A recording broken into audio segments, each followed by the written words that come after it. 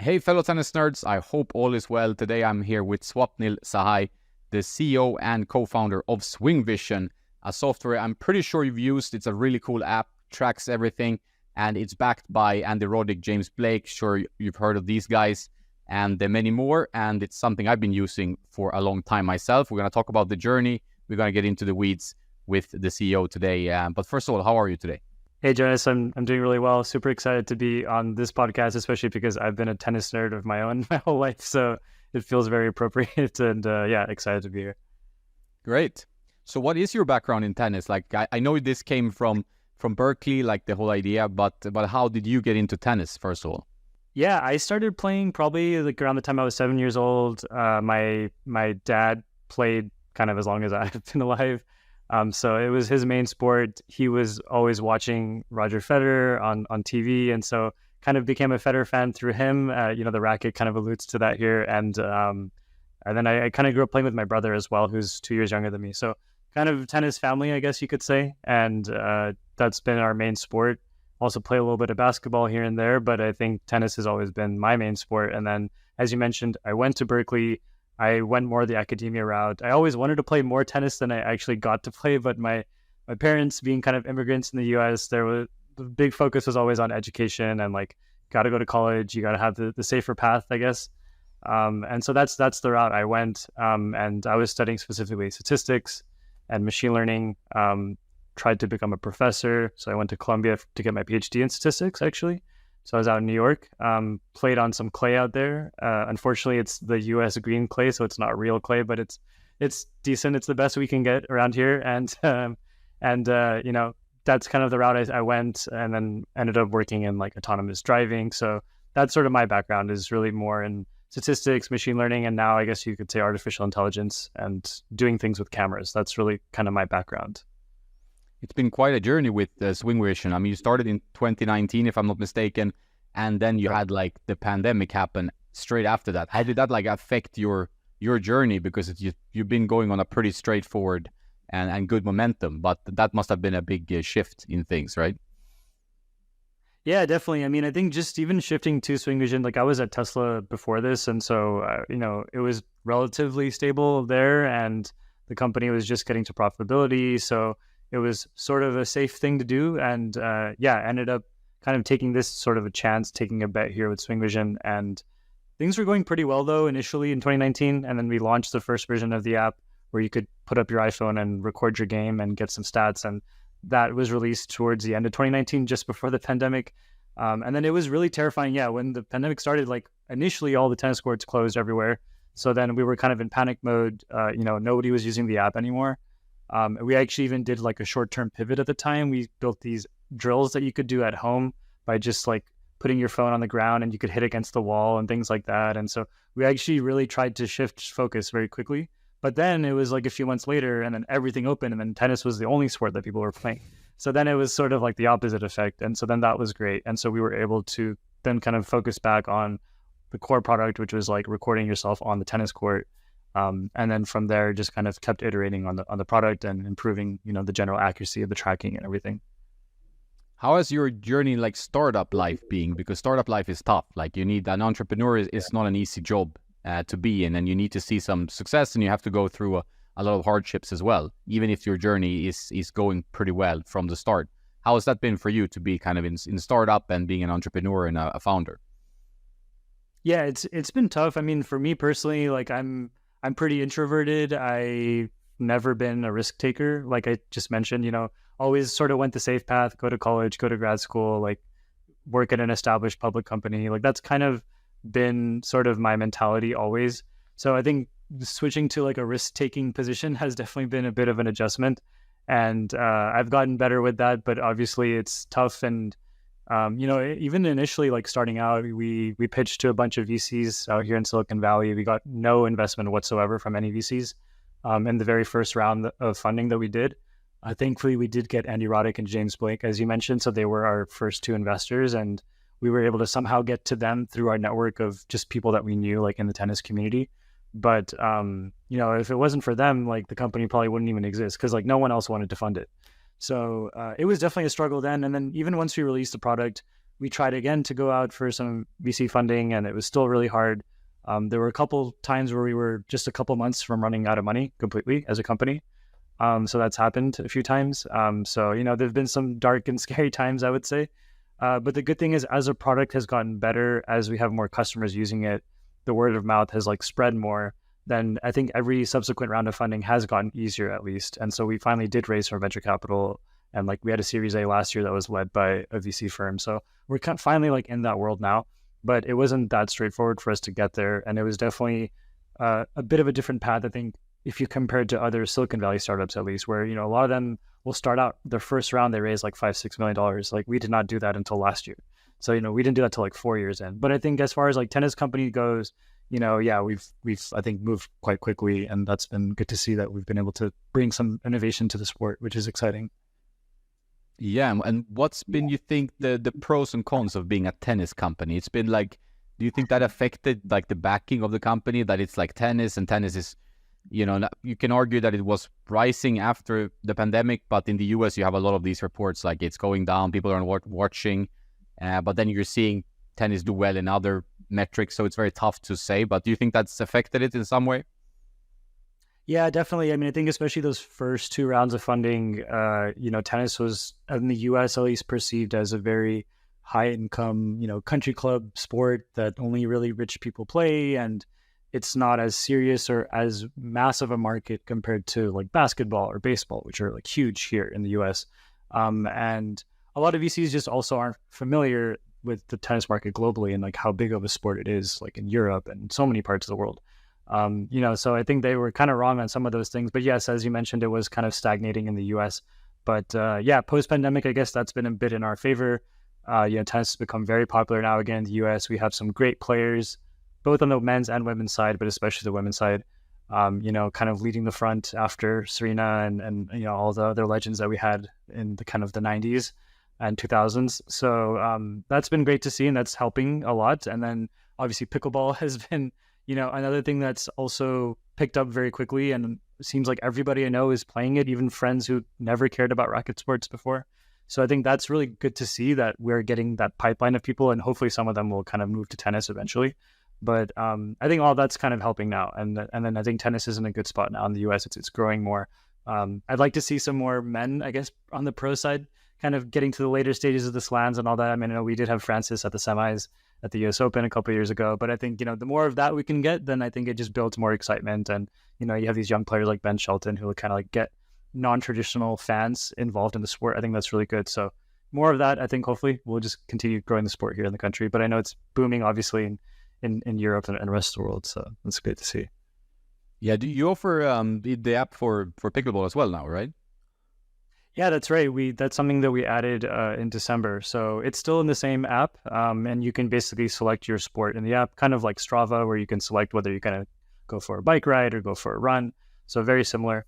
And it's been picking up well. It's, tennis is still the primary sport of the app, and our logo is still a tennis ball and all that. So that's always going to be the roots of the company. But, we do see that we are able to provide value in these other sports, pickleball and eventually padel as well. So there's lots of additional opportunities, I think, for us in the future. But this is our first time going to new sports, so it's been a good learning experience. Yeah, and I guess that must be the way to go as well, to kind of go into other sports that are of similar nature. I mean, tennis and pickleball, they have a bit of a antagonistic relationship at the moment. Like, is that something you notice also from your point of view in Swingvision? Yeah, we do notice it sometimes. I mean, it's been a tough line to balance. Like, in our social media, for example, like our Instagram page is like our primary social media channel, and so we post a lot of content and rallies from players there all the time. And so now we're trying to mix in some pickleball rallies, and sometimes you do get our followers kind of complaining about that, like, oh, why am I seeing pickleball on my feed? Like, I don't want to see this pickleball stuff. So you do get some of that, but I think overall, people just kind of have to accept that it is like part of the culture now. It is a sport that, it's there, and your friends are playing it, whether you like it or not. And so I think people have to just kind of get accustomed to it. But I think there was some initial pushback when we like first launched it, But since then, I think it's been good. And I think the biggest concern customers probably had was like, oh shoot, like they're launching in pickleball. That means they're not going to develop anything new for tennis anymore. But that's not true. Like we've been adding lots of new features for tennis. In fact, there have been more new features for tennis than pickleball actually this year already. So, I think like people see that, and I think it's kind of made them a little bit more comfortable with the change. But no, overall it's been good. Like it's always just a small percentage of people who complain about it. So I think with all things, like, some people don't like the change, but I think as long as it doesn't detract from what we're doing for tennis, I think then people are okay with it. So. Yeah, I agree. Do you have you have a connection also to Strava in terms of a backer like Jason Liu from the CFO from Strava, if I'm not mistaken. Do you get, I'm not sure from him, but from any of your backers, do you get like some kind of mentorship? Because I guess you're a young CEO. As being a CEO of a startup is a tough job, but it's fun, but it's tough. Is that something you've looked into to get like some kind of strategy assistance or having some help in developing the strategy of the company? Yeah, definitely. I mean, I think there isn't like a formal mentorship, but there is for specific things. And so Jason actually specifically from Strava was really helpful when we closed our Series A last year. So I think if I look at myself as a founder, like I think I've been able to pick up a lot of things along the way. I mean, you're just learning all these new skills, like accounting, finance, strategy, product management, whatever, And so I think fundraising's always been the one that's like the least natural for me. Again, because I'm an introvert, so it's like having to pitch to people and like explain the company and all that. Like it's like I'm not the best at that. I've gotten better, but I think like I had a lot of mentorship from Jason. There's also Albert Lee, who's the co-founder of MyFitnessPal. He also is an investor in the company. So both of them were like super hands-on, very helpful throughout the whole Series A process. And then the third person was the CEO of Handshake, which is a recruiting company. So they're kind of almost like a competitor to LinkedIn, but they are for colleges specifically. And so the CEO is Garrett Lord is his name. He's also an early investor. So those three guys were really helpful when I was going through the Series A conversations.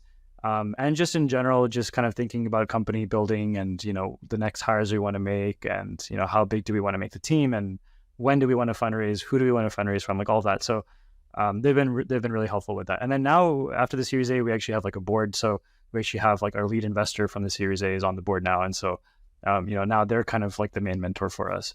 But yeah, definitely. I think that's very important, especially as a first time founder. You're kind of just shooting in the dark. So it's helpful to have like a little bit of guidance there. Ultimately, the execution has to come from you, but I think that, they can only help so much, but certainly helpful to have them than to not. And we've been very lucky to have some really great people on our side and just always so supportive and very helpful and willing to, give their time, which I think is rare. So it's been amazing. Do you have a clear vision of where you want to go? You have vision in the name, like democratizing pro sports experience, right? Yes. Do you have that clear 5, 10 or longer plan of where you want to bring the company, or you kind of moving along, pivoting if needed as you go? Yeah, I think it's not so well defined. I think that is the North Star, though, what you said, which is bringing the pro experience to the players. And so if you look at least within the sport of tennis, right, we want to get this to a point where every time you play, Swingvision is calling the lines for you instantly, like Hawkeye Live. It's saying out loud for you. It's even saying the score for you. So you don't even need to know how to keep score. Maybe you're a new person playing tennis for the first time, but Swingvision is there to actually keep score for you. And so I think that's where we want to go. We want to make it feel like you're playing on center court every single time you play. And you have a ref, you have an umpire, you have linesmen. That's really the experience we're trying to bring. And there's maybe other aspects of that experience we might try to bring in the future too. But that's really kind of the core playing experience we want to provide. And so, I think that's sort of probably the 10-year vision is to get to that point. And it'll take some time to get there. And then, aside from tennis, we want to maybe do that with other sports as well, where it makes sense, like you said. So, pickleball is very similar. Padel is very similar. So those are ones that it makes sense for us to go to. And there might be other ones as well that also make sense, but I think that's the fundamental thing that we're trying to do. And I guess beyond just the officiating part, imagine you're playing and it's streamed as well. That's just the default. Every match you play is streamed. Friends and family can watch it. They can maybe cheer for you, and you're able to hear or see what they're saying to root you on, and it just feels like you're in a stadium, literally. So I think we want to try to get to that as close as we can. And it's not going to be like exactly the same thing as what the pros have, but it's, as close as we can get it with the limits of what the technology allows us to do. That's amazing. I think also you really like are on a good spot in terms of timing, right? Because if you will watch YouTubers now, there's so many people watching YouTube matches, whether it's like Winston Dewey is doing his channel, and there are many other channels that do that as well. And people seem to like it because you're getting closer to the action, you get to know the players a little bit, maybe they have a chat beforehand, and then you have that camera angle, which is a little bit closer to the action. And like I ranted on several podcasts, like the most recent one as well, that we need to have selections and options to choose the camera angle we want to see, because tennis TV, they still show the same format, and also like normal TV show the same angle, the same. Tennis is produced the same way it was in the 80s, right? So I think we can offer like, hey, I want to follow Novak from behind, or I want to follow this guy from behind. So I think there's a lot of things that could be improved in terms of tennis, and just taking that frustration out of calling lines, I think is amazing as a product. If you can take that, like the potential discussion of like, was this in and out, which if you play like even on the ITF Masters Tour, which I do, which is like seniors 30, 35 plus, you do get a lot of line call struggles. So I think that would be amazing as a tool, right? Totally, yeah. I mean, I think so your first point there, I think there's so much opportunity to just like personalize like the broadcast experience, right? Like you said, I want to see Novak from this particular angle. I always want him to be near the camera. Like they already have the cameras there, but I think it's just they're kind of controlling sort of which feed is being sent. But I think it seems like there should be a way to just put that into the viewer's control. And hopefully we'll do that too. Right now we only support one camera, but eventually we will support multiple camera angles, especially if you have the budget for that. And I hope we'll get to a point where it's going to be almost indistinguishable from a professional broadcast, and especially with like the development that you're seeing with AI and generative AI, imagine someday you could like stream your match and have like McEnroe like doing commentary for it. Like that'd be so fun. So I think you could just imagine like where this could go, right? So it's crazy. And then on the line calling side, I mean, it's so funny because initially when we were trying to build a product, we didn't really think that was something we would be able to solve with one camera. Like we kind of just thought, hey, let's just try to make some way to get stats like Hawkeye. Like that was really the initial goal. But as the AI has developed and as the technology's gotten better, the cameras have gotten better on these phones, we are now able to call the lines better than the players, which is pretty crazy. And actually, we just had our first official tournament just this past weekend with USTA down in Los Angeles. And it was a junior event, and a pretty big one. It's called the Maze Cup. So it's kind of the best players from Northern California play against the best players from Southern California.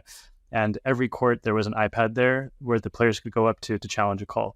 And they all did it on their own. They didn't need any officials to be there to help with them or anything. And they did have roaming officials to assist if needed, but like it was mostly self-administered, which was pretty cool to see. And they just kind of went up to the iPad. They saw the result. It said in or out, and they just kind of moved on with their day. And it was just so amazing to see that all the arguments were gone, basically. And then in addition to that, people were just making more honest calls, because they know that they can be challenged and they're on film. So that was the parents really love that part. They saw an instant behavior change. So we're not quite at ITF levels yet, but we'll work our way there. But yeah, we just started with USTA SoCal, and slowly we'll work our way through the rest of the USTA sections, and then hopefully eventually we'll get there globally too. But it's pretty exciting times. It's all coming like in the next few years. Yeah, it's an amazing feature. I mean, like, look at the amount of cheating in college tennis, right? Like, there's so much, like, there's endless videos of people calling like a ball that's like half a meter in when he's just running towards it, and he's like, oh, it's out. And then now you can kind of cut that out, and it's almost like you're kind of raising a new generation of non-cheaters then. Like, you're like, okay, well, like, we can challenge it now. So, like you say, that you will change the behavior, hopefully, over time, because people can't do it anymore. Yeah. I mean, it's like you're changing the culture, right, of tennis. And I think, as you mentioned, college tennis is probably the worst because you even have coaches who specifically will tell you that, like, if it's close, just call it out. And that's just so bad. I mean, we should not be having that. That shouldn't be like the default behavior and the default strategy. Like, so I think if we can just remove all that, then it just comes down to execution of actually playing tennis, which is what it should be. And that's what it is in the pros, right? And so I think, again, we just bring the pro experience to everybody. Hopefully college tennis will be better. It's a little sad because like today, if you go on like X, I guess, or Twitter, the most viral post for college tennis is always like a bad line call. Like that's when you see it go up, blow up in terms of virality. So hopefully it'll just become like close call challenges or something instead of that. But yeah, it's a sad state of affairs right now, but it will be solved. So Yeah, future's I'm bright. seeing a positive future here. I actually had a thought just before jumping on, like whether you could use Swingvision as kind of like an AI coach in the future, where you could actually automatically spot flaws in player movement, shot selection, and kind of swing mechanics. So whether using one or several cameras maybe, but you could be like, hey, you know, going to the forehand, so you get actually automatic analysis of what's going on, like similar to what they have in chess. Like chess.com, they have these semi-lame, I'm a chess player from the past, right? So semi-lame coaching, but it's still much better than nothing, right? So, and that could be an interesting way of bringing AI into coaching as well. Yeah, definitely. That is a plan. We actually just launched basically this week on the App Store a new feature where the app will actually now tell you what strategies are working well when you're playing somebody. So like when you serve down the tee, you have like 70% chance of winning the point.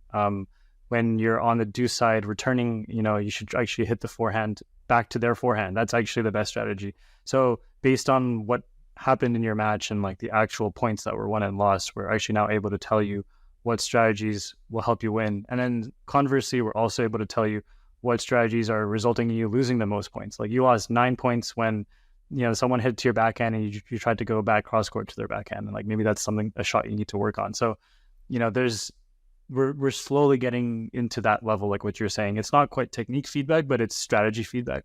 And then, yeah, you could imagine long-term, like we'll be able to do technique feedback as well. And we could even provide that in real time. Like let's say you're just going out and doing serve practice, right? Or hitting with the ball machine, and you could actually get like real-time feedback in your AirPods or something. So I think, you know, that's where this will get to eventually.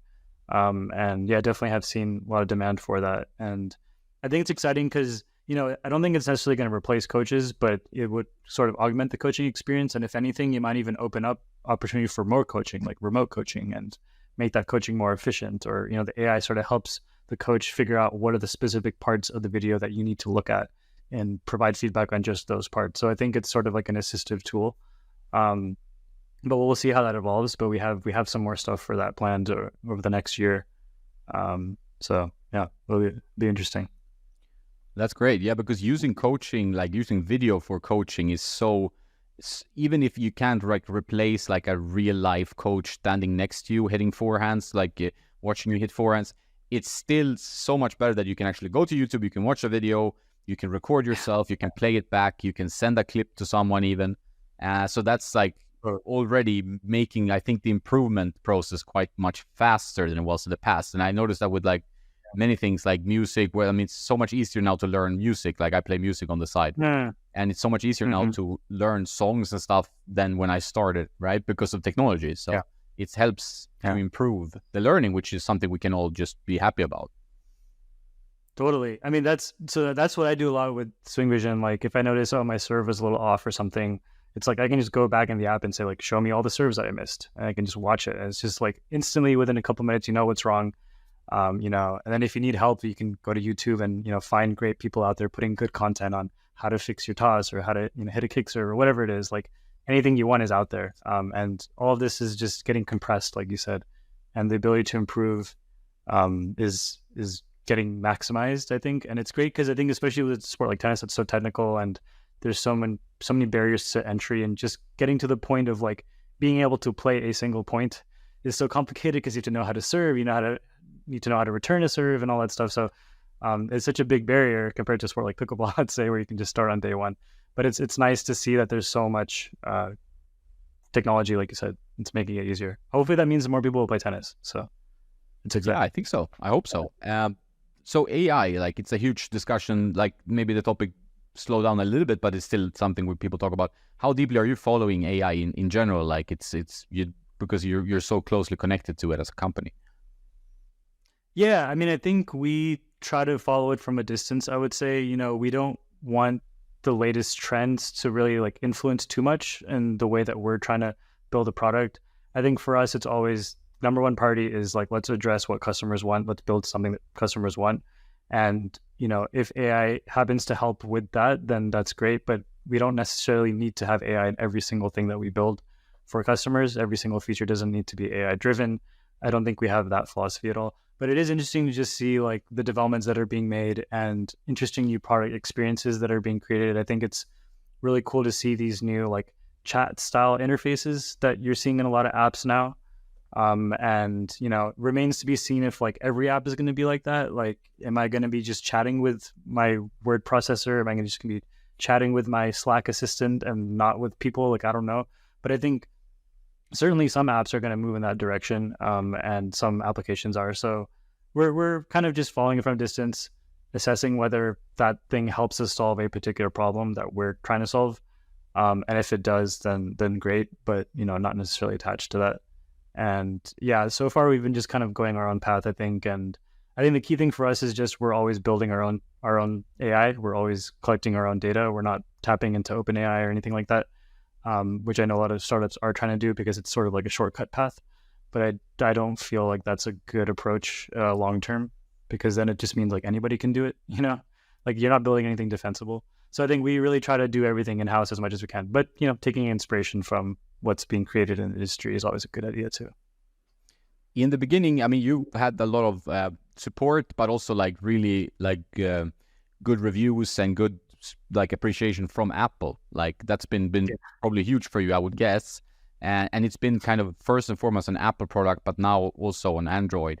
How has that journey been like working with Apple products, and then like contrast that to getting it out on Android? Is that much more difficult? Like, is that a whole different ballpark as a company? Yeah. I mean, Apple's been incredibly supportive. It was quite early on. Like, I think before we even made Swingvision, we actually originally made it was called Swing, which was an app for the Apple Watch, and it would just let you keep score. So there's no AI or anything like that. But it was just like a fun app to like keep score, and like you could get some basic match stats out of it.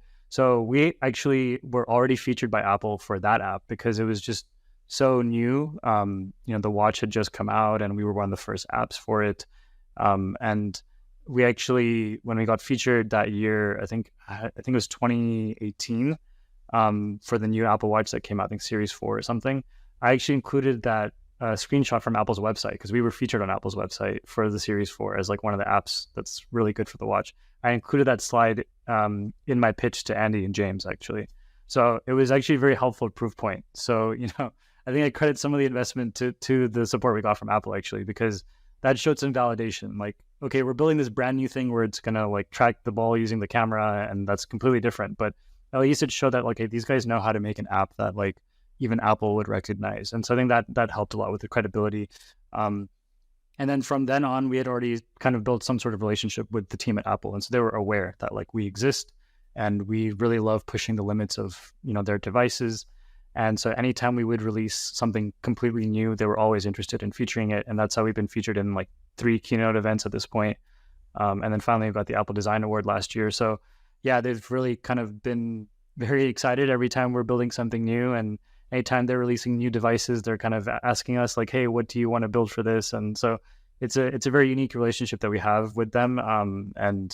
We're very fortunate to have that, and that they were, it's still surprising to me that they even recognized us because there's like millions of apps out there. Like, I don't know how they found us, but probably some people were using it in the company or something is my guess. But yeah, that's been so helpful. And I mean, it's helped a lot with just like acquiring more customers, because anytime you get featured on the App Store or featured in a keynote, obviously just drives more awareness and like buzz around the product. And then, yeah, with developing it itself, it's been, I would say, fairly straightforward with Apple, because you can trust that like the same code is going to work well across multiple devices and multiple generations of devices.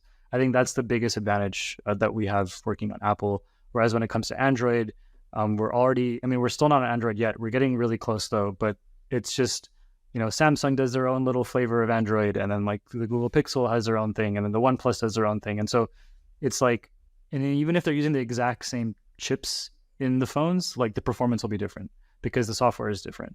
And so I think that's been kind of like the challenging part. And I mean, it just comes with the territory. Like, most of the world uses Android. We have to go to Android, and we're going to have to go through that pain. But it is more challenging. Like, it is objectively more challenging to develop on Android, and to support more devices. but we're committed to it. We're going to get there. It's just, for us, it's really just been performance. That's like the main reason. Apple silicon is just really, really far ahead, several years ahead, actually, of any silicon being made by anybody. But the world will catch up at some point. And the latest Android phones are looking really good. So I think we're almost there. I'm really excited to come to Android. I know it's like the number one feature request always, and it's the number one comment on social media and every video. It's like, when are you coming to Android? People accuse us of being like paid by Apple to not go to Android, and like all kinds of ridiculous conspiracy theories, which is kind of funny, but also sad. But no, we'll get there. I'm pretty sure we'll get there like in the next year. It's like we're very close. We're just right on the cusp. But great. Yeah, I'm also dreading the pain a little bit. Yeah, I mean, it's being an Apple. Yeah, sorry. Being an Apple guy, like for me, it's hard to say. I mean, I know you're missing out on such a big audience that use other phones, but for me, it's always been like so smooth. Just like, okay, my Apple Watch, my Apple phone. People would call me a sucker, but it's like it's just like so much easier in my life if I just buy the Apple products and keep using them, because it's like one platform to work from, right? So it's pretty good.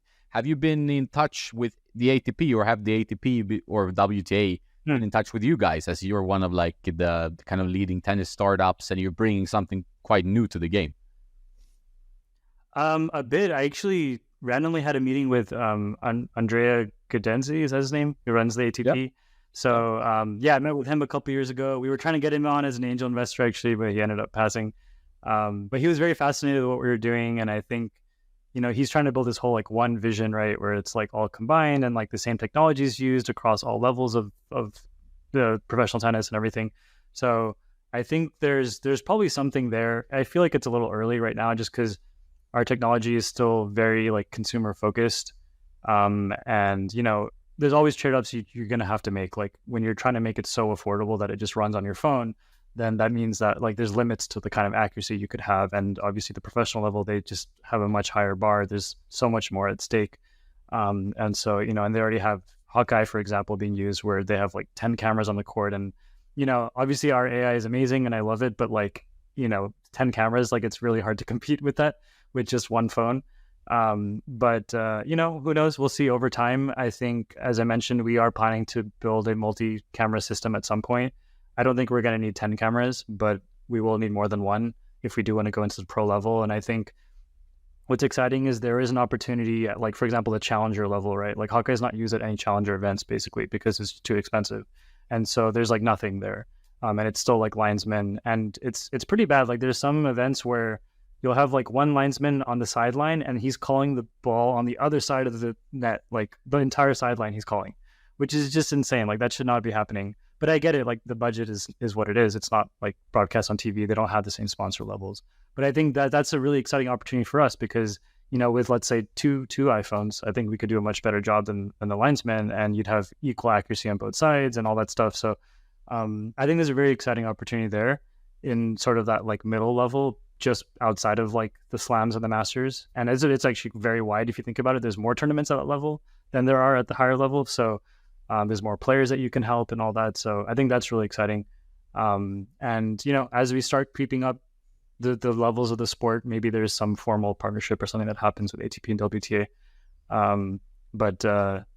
I think we're still a few years away from that. But it would be pretty cool to have the same technology being used at the pros and at the amateur level. Like, I think that would be pretty nice.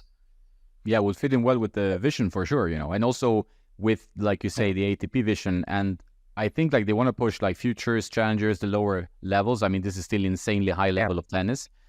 But the issue is like often when you watch, either you go to a futures tournament or even if I play some seniors events and stuff, it's that line calling. If you can take that out of the equation, you save a lot of pain for players and the whole tournament and potentially costs as well. Like you say, like it's expensive to have linesmen umpire for every match. And if you can have a good digital system that is not expensive, it saves the headache for everyone, right? Like it saves money and it also saves the headache between the players because you can argue with the ref, you can argue with your opponent, but it's hard to argue with data and a computer. So I think that would be so much better for everyone, really, if you can get to that point. Yeah, for sure. I think we could help so much there with officiating, and then I think the same thing applies to like broadcast too, right? Like at the slams and the masters, you have this amazing like broadcast setup. Although, as you mentioned, there's room for improvement, but it is really nice, right? And like you can put it on ESPN and all that. But at the challenger level, you just don't have that same budget to have multiple cameramen and multiple cameras and a whole production crew and all that, right? So I think there's something we could do to help with that too. If you just put up 2 iPhones and maybe throw in some generative AI magic, you could create a broadcast feel to a challenger event, and then suddenly you include that in the tennis TV subscription or whatever streaming service you use, Amazon Prime, whatever it is. I just think it would open up more visibility into those matches. And like you said, a lot of people don't know that those matches are very high level. Like it's very fun to watch that level of tennis. It's basically imperceptibly different, from like a slam match. Like it's so good, the tennis. And so there's just huge opportunity there. And I think the same would apply to college too. Like we should be having every college match broadcasted. I mean, this is an insanely high level of tennis. It's a very unique format because it's like a team format. So it's literally like Laver Cup, every match is like a Laver Cup event. Essentially, it's a team event. So I just think there's so much more visibility that could happen there. And then, same thing applies to Davis Cup and all that. But I think so much opportunity to have better content being created.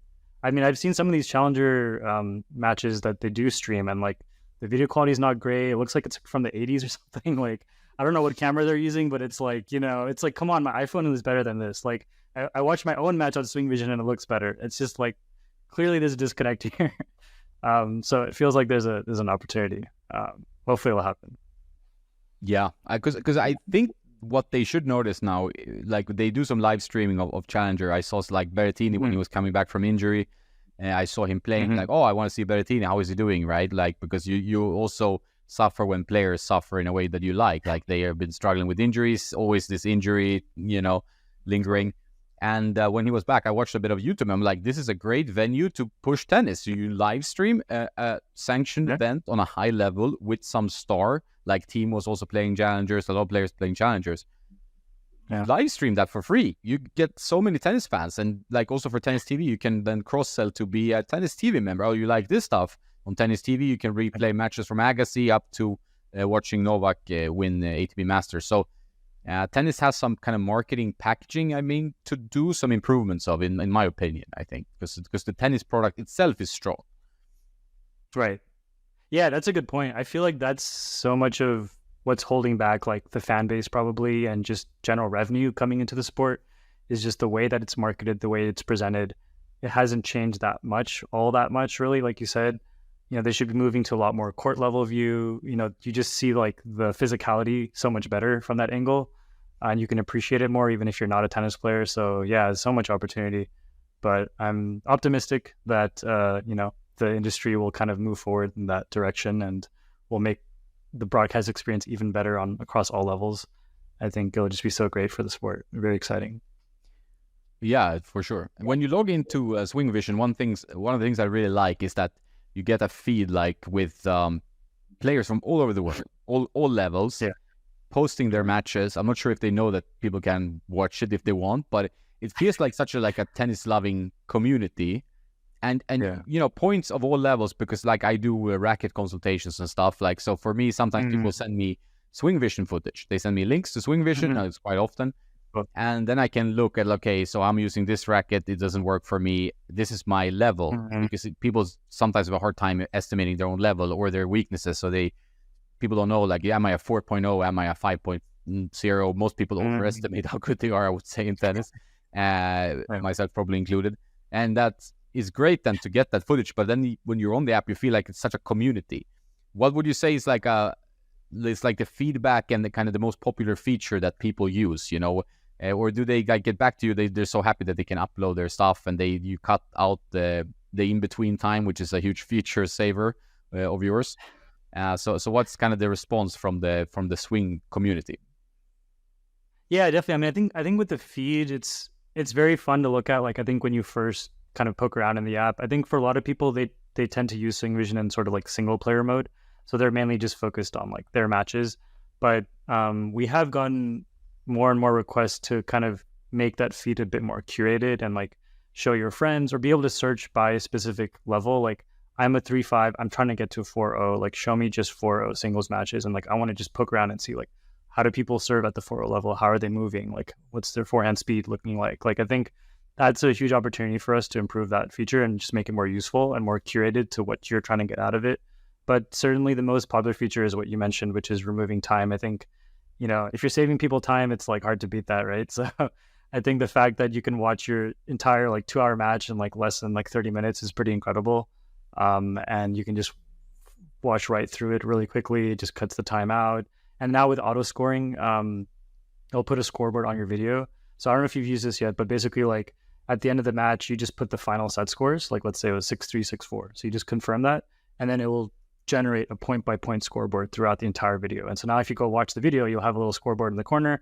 You can now say things like, show me every break point, show me every 30-all point, and you can immediately see that. So that's, again, just in that same spirit of like saving you time. And, you don't have to like keep score on your Apple Watch anymore. It'll just automatically like fill that in for you. So I think those things have been definitely the most popular, and just like the video in general. And then surprisingly, the stats are like not that popular. Like only if you're really advanced will you really kind of go through all the stats and all that. But it's kind of overwhelming, and maybe that's something that we could be doing better in terms of presenting that information in a more digestible format. But I think people tend to just enjoy the video more. And then if you're more of like a social player, you don't really care about the stats at all, other than maybe like the speed, because that's like an ego thing. But I think, for them, it's just like highlights. And it's like, hey, I favorited a few points on my watch, and like, I'm just going to share this with my friends on WhatsApp afterwards, and we can watch those highlights together, or maybe watch it on the big screen at home when we're on the TV screen. So it's been cool to see. But it's just, everything has just been around the video, I think, whether it's like fun points or just for strategy purposes or looking at my technique. That's really what people have been enjoying the most. Yeah, stats are tough. Like I'm out of stats. I like stats, but then you need to put in time to actually extract something out of stats. That's the thing. And I think people generally are lazy, as we all are, comfortable. And I think a lot of people just want like, here are 3 takeaways. You hit too many double faults. This was your backhand was weak on these points or whatever, and then like three sentences, and that's like, because if you talk to analytics experts in tennis that kind of serve the top players in the world, who pay for analysis for them to kind of sit there and crunch Excel numbers, like, and these are 3 key points. I think the main feeling I have is that the player just wants to, like, okay, I should attack her second serve. Like this is like some 3 easy steps. Because it's too much to keep in your head, maybe. So maybe for coaches it's a little different, but that would be cool. Definitely. And I think that's where that new AI coaching feature I was mentioning, it kind of does boil it down to that. It's like you're just going to get like 3 or 4 things out of every match, and hopefully, it'll be interesting to see like what the response is to that new feature. But I think if that does well, we'll try to do more of that and just basically keep it simple, right? So I think that's the best way to go. How much tennis are you playing in Swingvision? Do you have to be a tennis player or pickleball player to work for Swingvision, or do you have like company tournaments or something like that? Oh man, you're like reading my mind. So it's not a requirement to join, but it is a very high signal for us. Like I think almost everybody is an avid tennis or pickleball player. There's a couple of exceptions, but we've kind of converted those people into becoming more avid. It's a very, very tennis-centric company for sure. We have offices in the San Francisco Bay Area. So we have like an office in Berkeley, where I went to school. And then we also have an office in the peninsula about 30 minutes south of San Francisco. And every week we have multiple times per week that we'll go play tennis after work. And I actually just moved down to LA, but I still go back up to San Francisco every week just because I want to spend time with the team. I personally prefer like working in person. So I just love being with the team, and I'll join them for tennis after work. And it's been so fun. I've been on a streak lately. I've been playing a lot of singles, and I've been taking some scalps. I've beaten a few interns on the team. So I need to get humbled soon. I'm sure it's coming soon. But no, it's been fun. I've been playing a lot, at least like 3 times a week. And it's just a great way for us to test out features, test out new things, and just keeps everybody kind of familiar with the user experience and be able to sympathize with customers and all that. So I think it's just important for everybody on the team to play, and we try to really like push everyone to make sure you go out and play. I know work is busy and life is busy, but try to play, and it's good for your health too, right? So no, but it's been fun getting a lot of tennis in. I haven't played pickle in a while, actually. I was on a pretty good run earlier in the year, but I need to get back into it in the summer. But for now, it's like a lot of tennis for sure. So you're quite an avid player. That's great. Do you follow the tour or like any kind of matches, competitive? Like, do you have time for that at all? Or Yeah, definitely. It's definitely much hard to do now. I remember when I was in college, like I would watch like every single tournament, at least every Masters for sure, and like the second week I'd be watching, and then the slams as well. Like second week I was watching like all the major matches and everything. So yeah, now it's kind of like I still follow everything mostly on like Twitter. But then I will try to watch like finals of matches, especially if it's like two big players. So actually, like at my house, I hosted the Australian Open finals, and so we were up all night. I had several friends over. We saw the Sinner Medvedev match, which was incredible. yeah, it was great. Comeback from Yannick. So most of us were really big Sinner fans, so we were really excited that he won. And then what was it? Oh, the Indian Wells. Well, I went to Indian Wells and I saw some matches, and then of course I had to see the Alcaraz Sinner match. So that was so great. No, yeah, it's been fun. I definitely try to keep on top of things. I've been listening to Andy's podcast a lot too, so he helps give me a bit of the rundown. I got to listen to his podcast, So, yeah, it's sad to see all the injuries happening though lately, especially like in Madrid. That was really unfortunate, but hopefully the guys can recover. But it just feels like they're playing too much tennis. I don't know. The schedule's like so intense.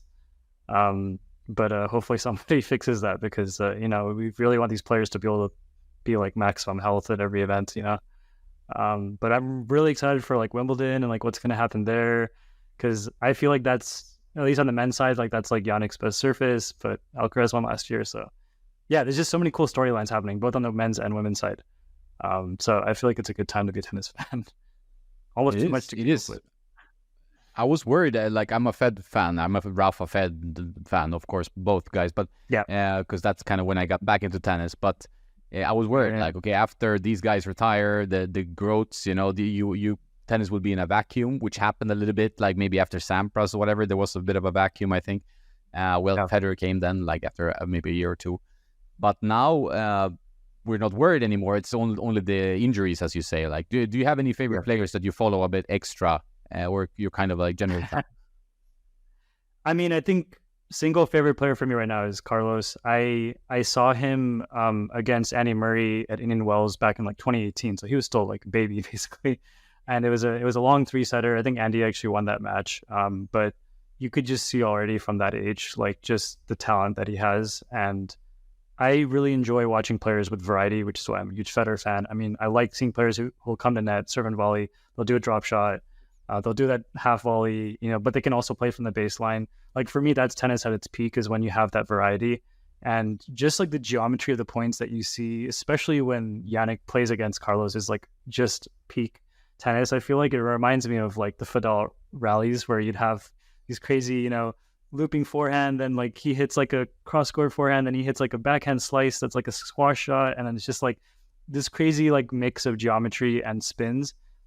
For me, that's like the best thing. So I really love watching those two play. I'm always rooting for Carlos, but I love Yannick too. It reminds me of like the Federer Nadal, where it's like you're kind of rooting for both, but you do have like one person who's like your slight favorite.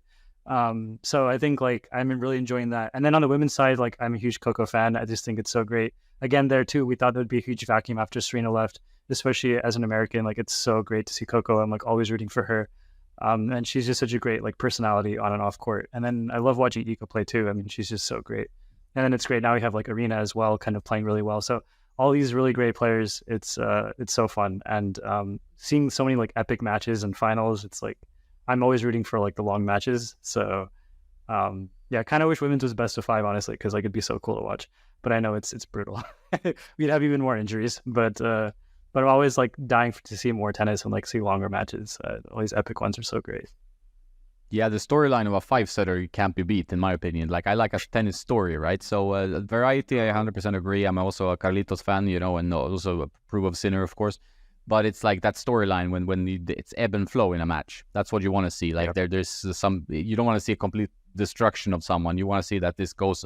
And then you have no idea for the 5th. That's like the best entertainment. And then, of course, a 3-setter can be dramatic, but I don't think anything beats 5 sets, right? That's really where it is.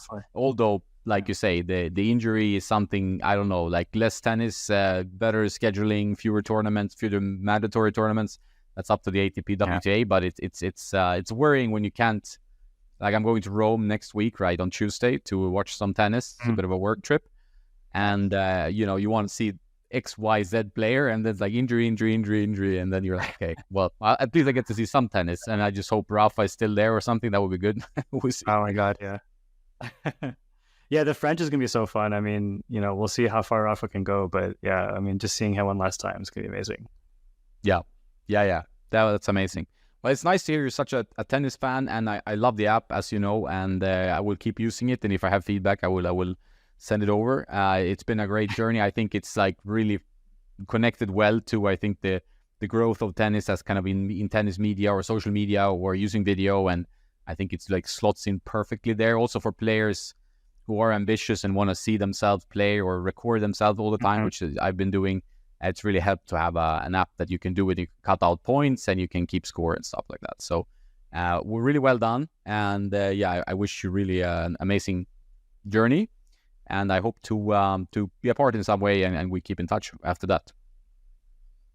Sounds good. Yeah, thank you for having me. I've been a huge fan of the podcast for a long time, and just all your YouTube content is like legendary. So you're a legend, I think, in our sport. So thanks for everything that you do, and it's just like an honor to be on this. So thanks for having me.